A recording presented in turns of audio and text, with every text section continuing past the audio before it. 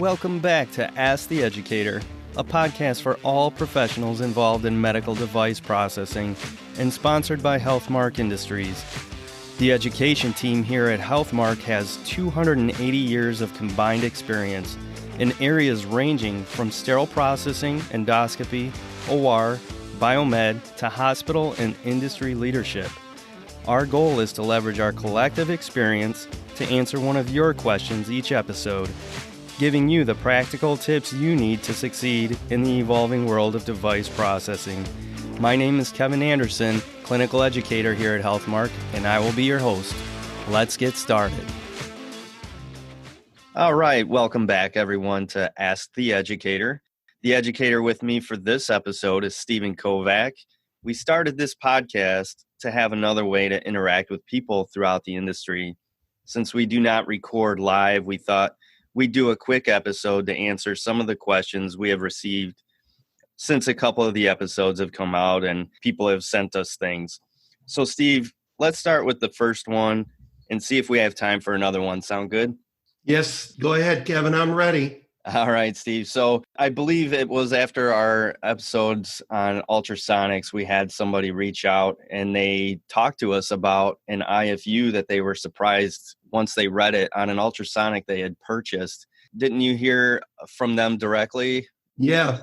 In fact, they sent me the IFU. We don't name companies. It's a multi-level sonic. And the person said in the IFU that they couldn't use the top level for robotic arms. And the person was very surprised, said it never came up in their conversation. They bought it for that and for other things. And after listening to our episode, they also found out their top level was not always passing using a true surrogate device and also the SonaCheck, which tests specifically for cavitation. They had already bought it. They couldn't return it, but they said, read that IFU, and I should have been better in requesting the item. Again, I read the IFU. It's right there. You can't use it. So you only get 2 levels, but that's more than one. But this raises the other question, Kevin. You also been a manager, supervisor, many different management roles. You got any thoughts you can share with people, not just specifically with this product, but requests for proposals, doing your due diligence? Any little quick tips you want to share, what you did or however?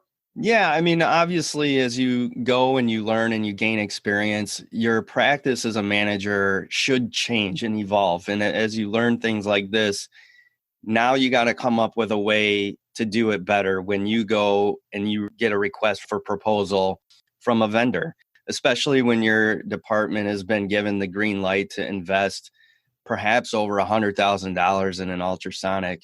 Number one would be to educate yourself on what's in that IFU. But number two is to set up some parameters, some qualification parameters that you're going to measure the performance of that machine when it's installed and when it's performed on a daily basis. You have to make sure that that's a condition of the purchase. If it will pass these tests, then we'll finish out the purchase agreement and go from there. But those are things that have not historically been the case, and vendors are not always held accountable to those sort of qualification standards when equipment is purchased. And I think that's what needs to be done, especially when you're investing so much money. Kevin, that's really good. I know we've talked a little bit privately and so on about quality management systems and ST90. And we even, for those out there who don't know this, Healthmark had a webinar given by Mary Ellen Fortenberry on quality management systems. And if you contact us, we can give you that website. But that's really good information. Again, that's getting back into a quality system. Look at yourself as being a manufacturer, and you want to make sure that it meets certain specifications. And the tests you're using are clinically based, relevant products. So hopefully we cleared that up, and we, again, thank the person for sharing that. I know they were frustrated, but it was information I didn't know. And I now know that IFU. So we learn every day, and that's what's dynamic. There was another question you got, Kevin. You want to throw that one out there for our listeners? Yeah, we had a question. We did a podcast a little while back with Seth Hendy about water quality, and someone had reached out and they were interested in knowing more specific values in terms of what they should be looking for in their water quality. Yeah, that's always tricky. Everybody wants a specific number.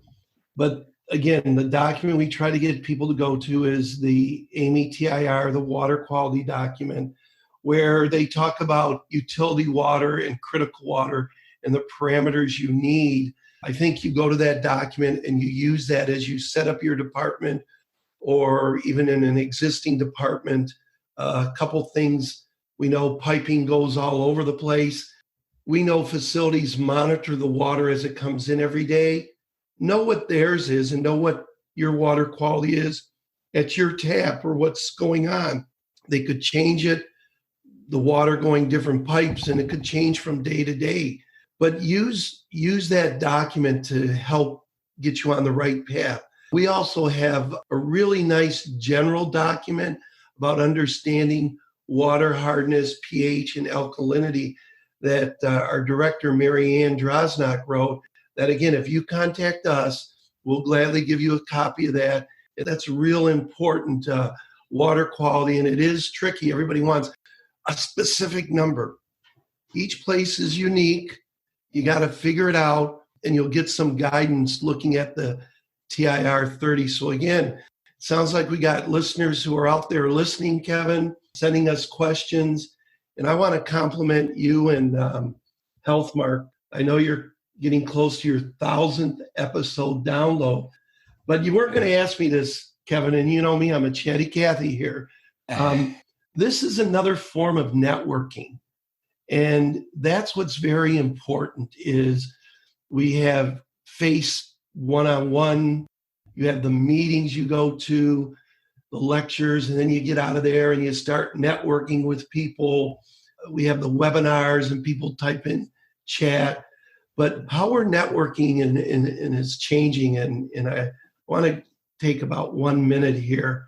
I told you the story before, back when I started in the 80s and 90s, guys like Dan Mayworm, and that they had a magazine, and in the back of the magazine, people would actually write in their questions, and then they give you their post office box or their department name and address, and you'd send them the information.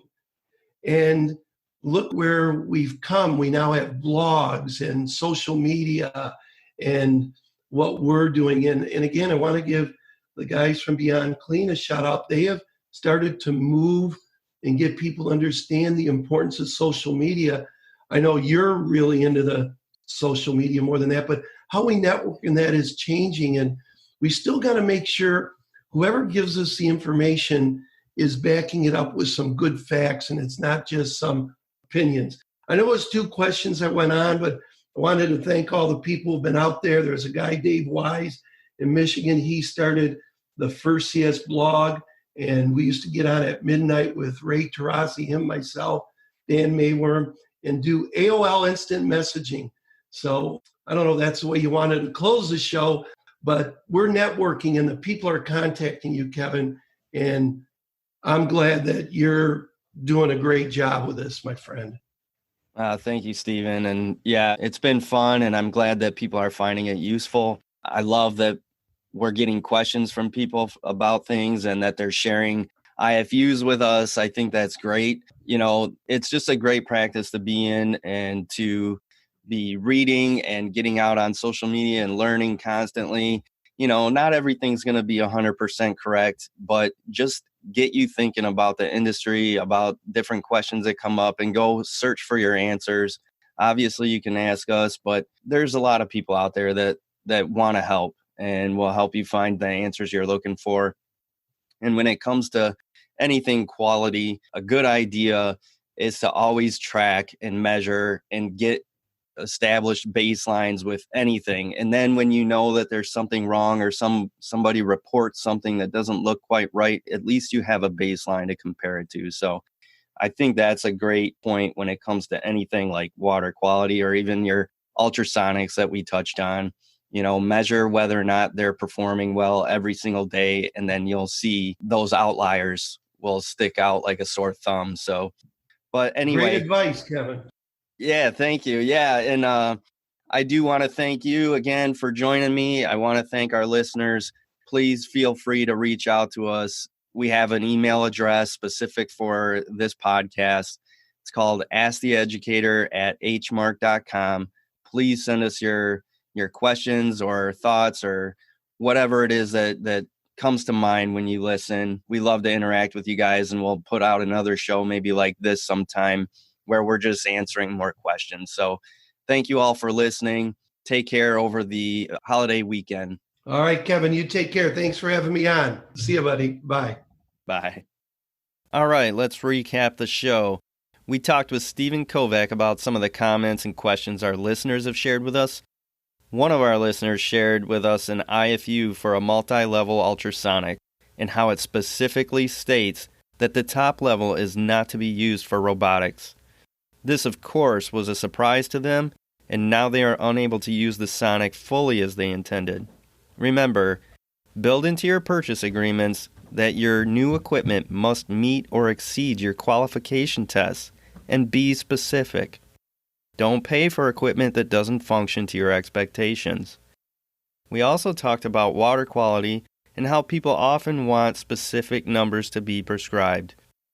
We recommend that you look to Amy's TIR 34 for guidance and that you get to know your numbers for your water.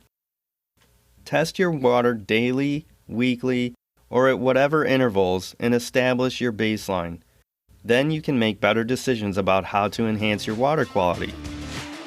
Thank you all for listening. Please check us out on Apple Podcasts and leave a rating and review.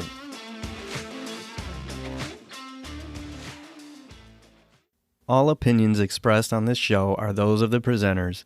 Before using any medical device, it is important to review the device manufacturer's instructions for use.